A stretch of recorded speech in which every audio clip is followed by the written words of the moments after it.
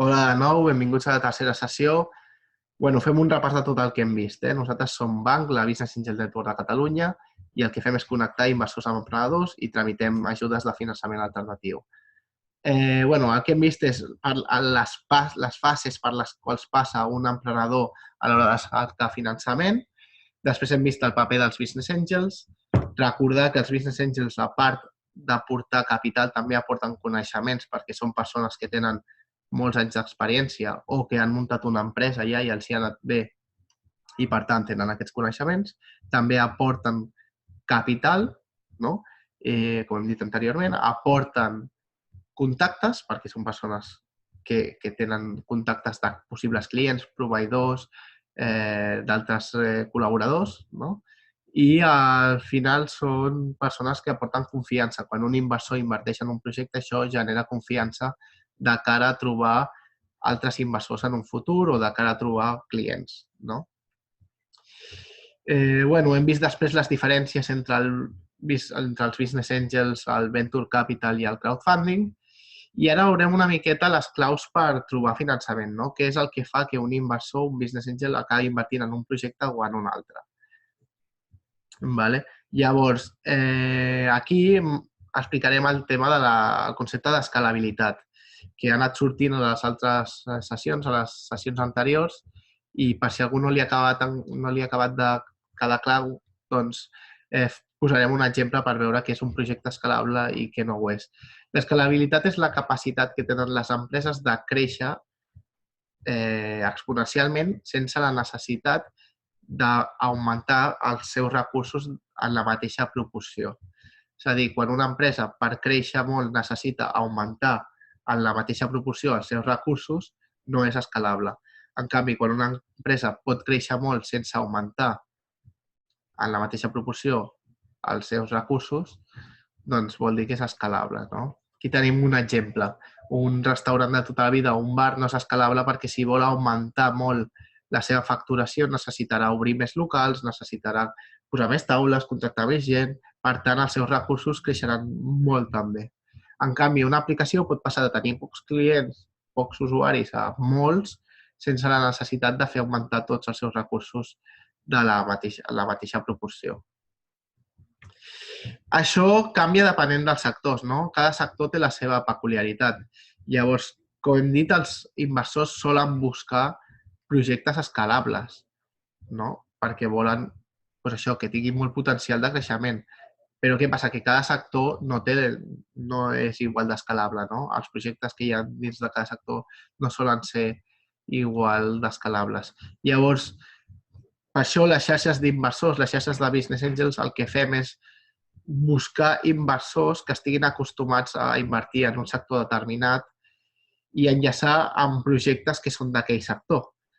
Perquè, per exemple, un emprenedor que desenvolupi una aplicació doncs ha d'anar a buscar inversors que estiguin acostumats a invertir en aplicacions. I un projecte que sigui més del sector de l'alimentació doncs haurà d'anar a buscar inversors més habituats a invertir en projectes del sector de l'alimentació. Per què? Perquè no buscaran el mateix els inversors d'un sector i de l'altre. Un inversor del sector de les aplicacions buscarà molta escalabilitat, però en canvi acceptarà que l'empresa no facturi fins un temps més endavant. No? Per què? Perquè les aplicacions solen trigar bastant en facturar, perquè es necessiten molta quantitat d'usuaris per poder començar a facturar i a obtenir rentabilitat. De fet, hi ha aplicacions que el seu valor ha anat augmentant molt en el temps perquè cada vegada tenen més usuaris i han anat entrant inversors i han anat sortint inversors que han obtingut rentabilitat, però aquestes aplicacions no facturen encara, no? En canvi, això és impensable en una empresa que comercialitza begudes, per exemple, no? Llavors, un inversor que estigui acostumat a invertir en projectes de l'alimentació doncs buscarà que l'empresa ja facturi, segurament. Llavors, és important veure que cada sector té les seves peculiaritats. Per això nosaltres recomanem que els emprenedors acudeixin a esdeveniments sectorials i que coneguin el que busquen els inversors que estan acostumats a invertir en projectes com el seu. Aquí veiem una miqueta les 4 claus que fan que un inversor acabi invertint, un business angel acabi invertint en un projecte. El primer de tot, l'empatia, no? Quan l'inversor té la capacitat de posar-se a la pell de l'emprenedor i viceversa, és molt més probable que es tanqui un acord.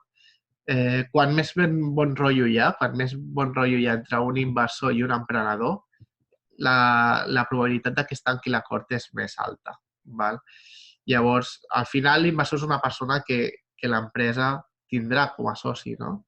Per tant, és important que hi hagi aquest bon feeling i que tot es parli amb anterioritat a signar el contracte, no? Que es coneguin, que es veguin les intencions de les dues parts, etc.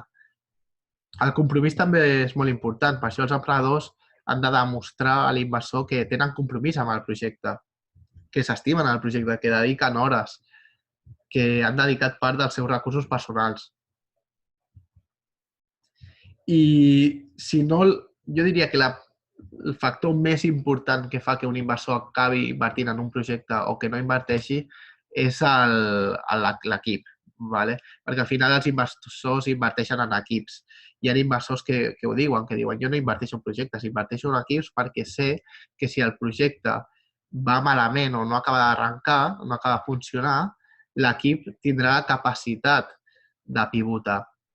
Llavors és important que els emprenedors demostrin que tenen coneixements, que tenen habilitats, que saben, no? Que entenen el sector, que tenen tot ben estudiat, ben planificat i que tenen capacitat, no? Per portar un projecte endavant. I això és més fàcil quan és un equip i no una persona sola. No? Normalment els equips de les startups solen ser de 2, 3, 4 persones. Val? Un CEO, un CMO, CMO és de màrqueting, un CTO, no? Que és el responsable de tecnologia. És important, no? Demostrar que cadascú té uns coneixements complementaris als altres. Per tant, bueno, l'equip és essencial i a vegades no tots els emprenedors tenen la capacitat o l'oportunitat de tenir un bon equip, llavors han de saber com transmetre als inversors que no estan sols, no? Que tenen gent que els ajuda amb temes de màrqueting, amb temes tecnològics, etc. I per últim, la prova de concepte és molt important. Quina és la millor prova de concepte? Doncs facturar, no? La prova de concepte serveix per demostrar que l'empresa està aportant valor a alguns clients, no? Com es demostra que l'empresa està aportant valor a certs clients? Doncs facturant. Si tu factures, si tu tens clients que ja t'estan pagant, vol dir que els estàs aportant un valor. Això no sempre és possible, perquè hi ha vegades que costa, no?, tenir els primers clients. Llavors has de substituir la facturació per un test de mercat, per exemple. O sigui, l'objectiu aquí és demostrar a l'inversor que tu estàs aportant valor, que la teva solució, el teu producte o el teu servei està aportant valor a algú i això ho pots demostrar fent una prova de concepte o de la manera més ideal és tenint clients. ¿Vale? Molts cops ara el que fan les empreses és utilitzen el Lean Startup, no? El mètode Lean, que el que fan és quan abans millor treuen un producte al mercat, encara que sigui la primera versió, no? El mínim producte viable, el treuen al mercat i fan un test. I tenen els primers clients, els primers interessats i a partir d'aquí comencen a millorar aquest producte i comencen a avançar. No? Tot això es fa amb un canvas previ, que és com un business plan però resumit, i tot això serveix per agilitzar tot el procés. No? Per últim, comentar que les idees, si són bones, han de ser idees bones, no? És molt millor que siguin idees brillants, però que al final la idea no val res. El que fa que una empresa vagi bé, que un projecte arribi a l'èxit, és l'execució, no la idea. Llavors, bueno, aquí una idea molt bona amb una execució molt bona doncs fa que una empresa tingui molt de valor. Val? Però al final, molts emprenedors quan comencen tenen por, no?, d'explicar la seva idea perquè tenen por que els hi copiïn. Està bé tenir aquest temor i per això existeixen les patents i hi ha altres mètodes, però al final el que importa és l'execució, no? Tot el que faci l'emprenedor per arribar a vendre, per arribar al mercat, passar de la idea a la primera factura en el menor temps possible. També és important que els inversors sàpiguen per què necessites els diners, no? Si els necessites per maquinària, per fer màrqueting i, sobretot, que vegin quants clients tens, que vegin això, quina capacitat tens d'accedir al mercat i d'aconseguir clients. Val? Llavors és important comunicar a l'inversor, mira, necessito tants diners, estic fent aquesta ronda perquè necessito comprar aquestes màquines que em serviran per produir més ràpid i per facturar més. I si els emprenedors tenen la capacitat de dir-ho amb números, molt millor, no? O dir, mira, necessito aquests diners perquè necessito fer aquesta campanya de màrqueting, aquesta i aquestes accions que em faran augmentar les ventes en tant. És important saber dir per què necessites els diners.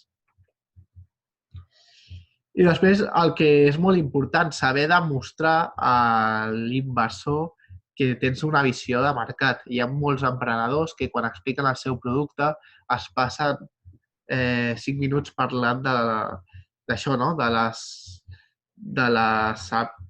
les característiques tècniques del seu producte, sobretot els emprenedors que tenen un perfil més tècnic, a vegades cometen l'error d'enrotllar-se molt explicant el seu producte, no? O el seu servei. I per un inversor és molt més important que li expliquis, ells volen escoltar i volen veure que tens clar com accediràs al mercat. És a dir, que entens el mercat, ells volen veure que entens el mercat, que saps com accediràs a aquest mercat i que saps quin valor aportes al client, no? Llavors, a vegades els emprenedors tenen 5 minuts o 10 minuts per explicar el seu projecte a inversors i ocupen la major part del temps explicant el seu producte. I és més important que expliquin el mercat, no? Com és el mercat i com ells aporten valor a aquest mercat i com ells es comunicaran per transmetre el valor i arribar al consumidor o al client. Bueno, deixem aquí aquesta sessió. Ens veiem a la propera sessió i acabem de parlar dels aspectes claus que fan que un inversor inverteixi en un projecte o en un altre. Gràcies.